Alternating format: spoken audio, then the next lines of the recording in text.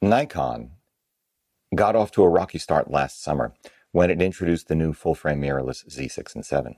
Pilloried for a single XQD card slot, derided for the paucity of new lenses at launch, the cheap, some called it, non-pro feel of the lenses they did launch, weak autofocus, the discounts quickly followed.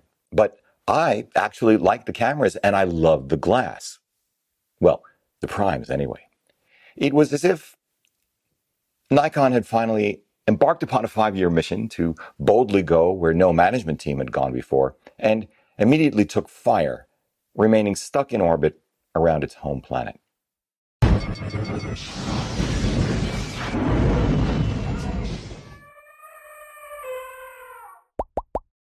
Hey everybody, I'm Hugh Brownstone for 3 Blind Men and an Elephant, and today I want to talk briefly about this morning's announcement of Nikon's new Nikkor Z 85mm f1.8, though since it won't ship for another month or two, and I haven't actually had it in hand, it's just an excuse, really, to look back over the past year since Nikon entered the full-frame mirrorless fray.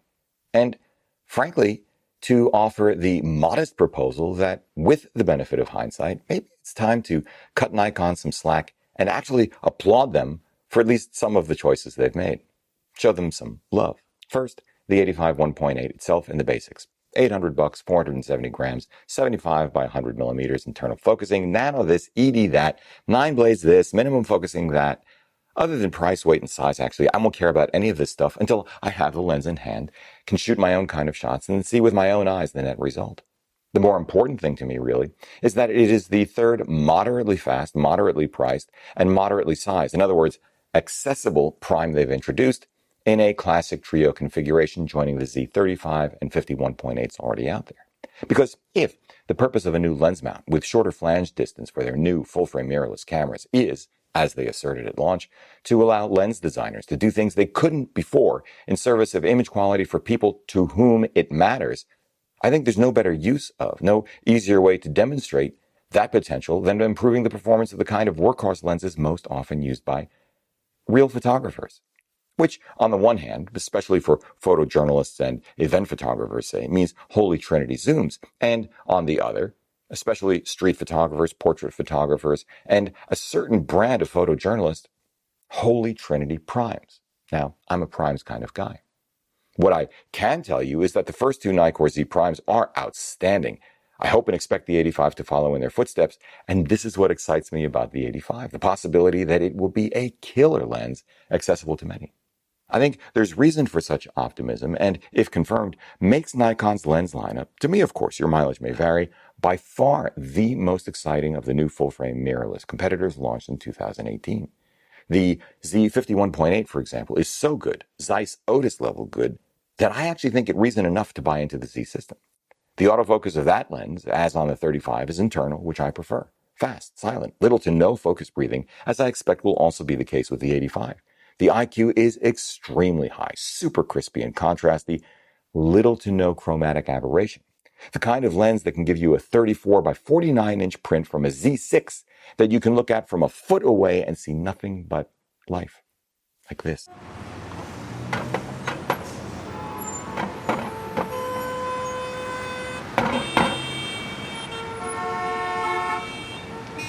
A lens that still won't break a sweat when scrutinized at 45.3 megapixels on the Z7.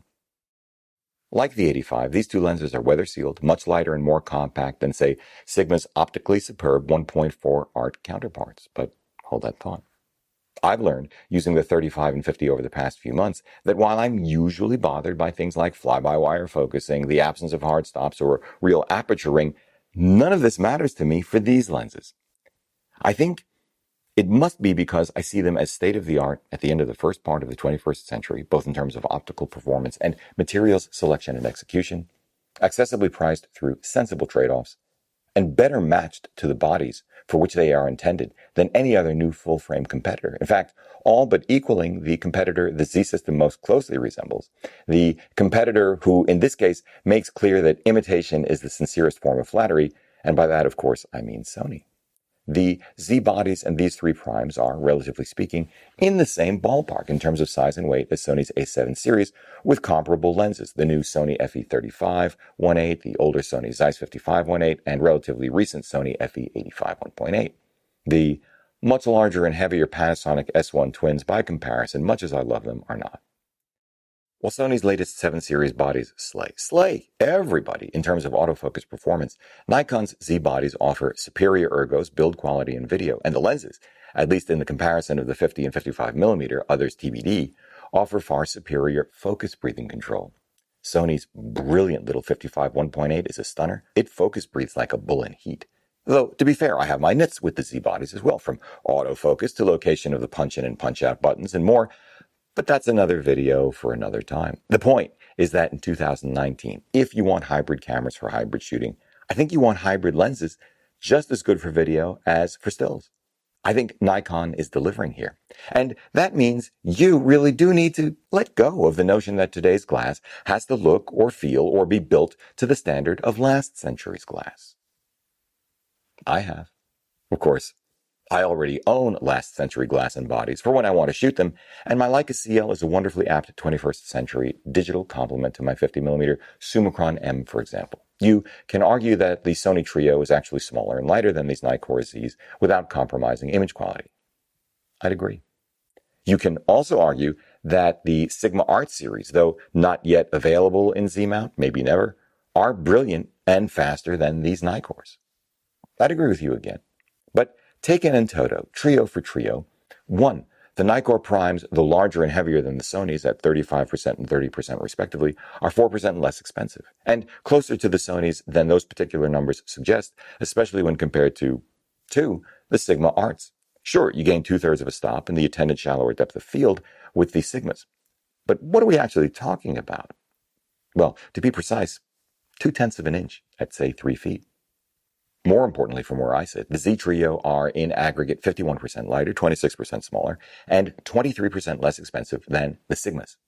That's why I'm including them, Z-mount available or not. They are a gold standard and help place the Nikkor Z glass into perspective. Personally, I'm happy to trade off the marginal extra light and shallower depth of field for the more practical differences in weight, size, and price, especially for street photography.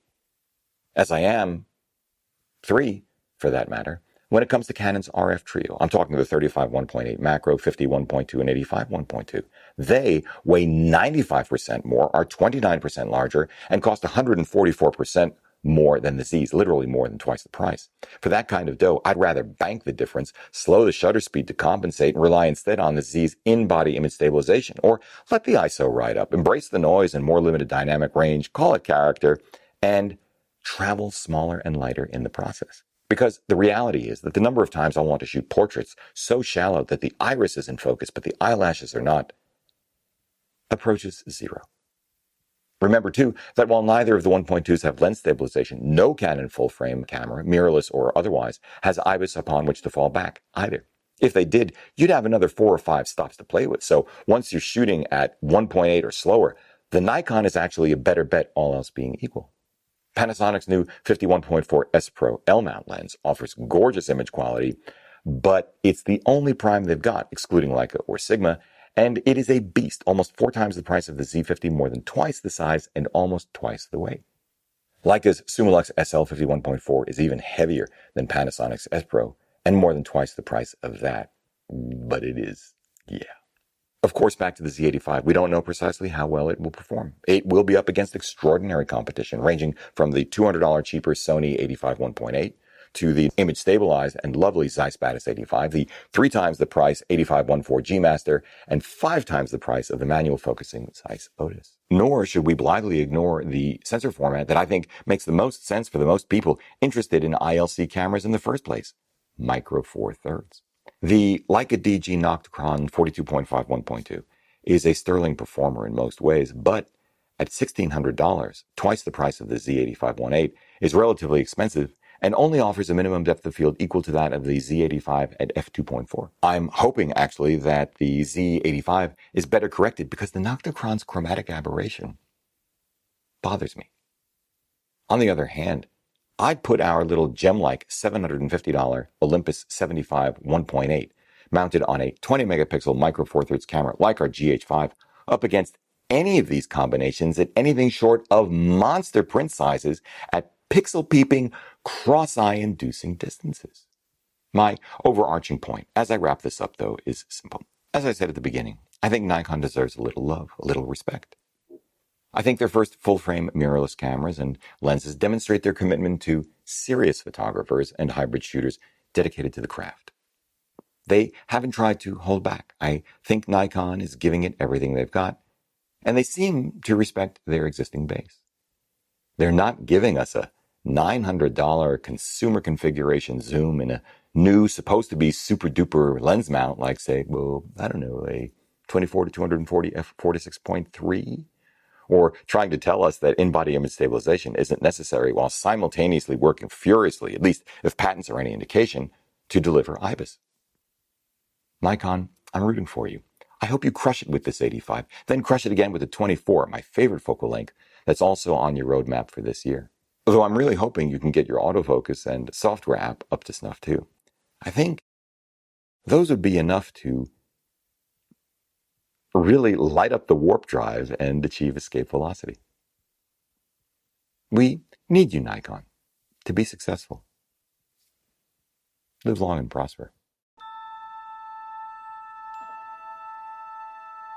If you like what you've seen here today, please give a thumbs up, subscribe, join the conversation below. You guys continue to be just incredible, knowledgeable, inspiring, funny. I mean, you're a joy, truly. Follow us on Instagram and Twitter.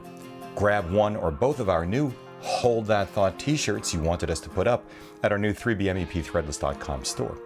Support our work by using our affiliate links down below in the show notes, dropping us coffee money via our PayPal link down below in the show notes, or even better than that, we invite you to become a patron of our work over at Patreon. Link down below. We've created our Patreon page because we are stoked to bring you not only gear reviews, but with our What Were You Thinking and Good World Gone Bad series, historical, educational, artistic morsels, and longer form conversations, not interviews, with world-class photographers, curators, gallery owners, keepers of the legacy, folks like Elliot Irwitt, Agnes Cyr, Mark Lubell, Ethylene Staley, and friends like Brian Smith, Paul Giroux, Nino Rakicevic, and more. We'd really like you to join us to deliver this kind of content regularly. Your support on Patreon will really help us ramp it up. In which case, as always, we thank you for it. That's it. For Three Blind Men and an Elephant, I'm Hugh Brownstone. See you next time.